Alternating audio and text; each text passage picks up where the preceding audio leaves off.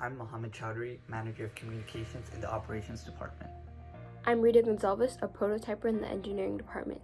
I'm Muhammad Salam, the Senior Lead Programmer in the Engineering Department. And this was one of the most exciting seasons in our team's history. Let us take a quick recap. We began the season by practicing our CAD skills and training our rookie members. After attending the 2020 FRC kickoff, we immediately got to work. The engineering and competition departments met in Panera Bread and began brainstorming ideas for the 2020 robot. We then wrote the game manual carefully and established deadlines and goals. This year, we tried something we've never done before. We split the build team into two separate teams, Build Team Alpha and Build Team Beta, which consisted of members from the competition and engineering departments. Build Team Alpha consisted of veteran FRC members, while Build Team Beta consisted of rookie members. We did this to increase the creativity and the ideas that were being shared. Both teams initially decided on a robot that would aim for the upper port and spin the control panel to earn more points in the game. This was the first robot design our team created for this season. After finalizing the design of the robot, we started creating a CAD model. After multiple revisions and a complete redesign of our initial shooting mechanism, we completed the CAD model in 2 weeks. This model would act as a reference for us as we moved on to construction. In controls, we tested new ideas for the robot's autonomous period.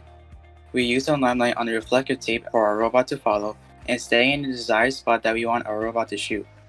We also tested a new color sensor item that was added to this year's kit of parts for the new control panel feature for this year's game.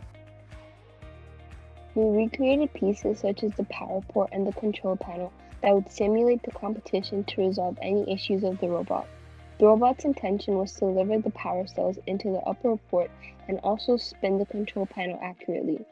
For the upper power port, our original plan consisted of remodeling our 2019 robot's mechanism.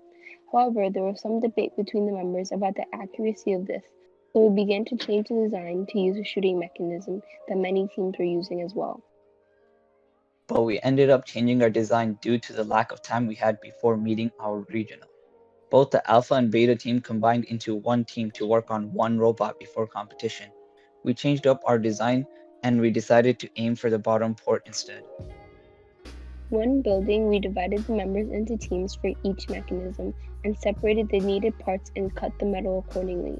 We did this to create a more efficient system where we could see what was done and what needed to be done. After this, we began to put the parts of the robot together. Unfortunately, due to the pandemic that is going on currently, we had to stop the building of the robot before we finished.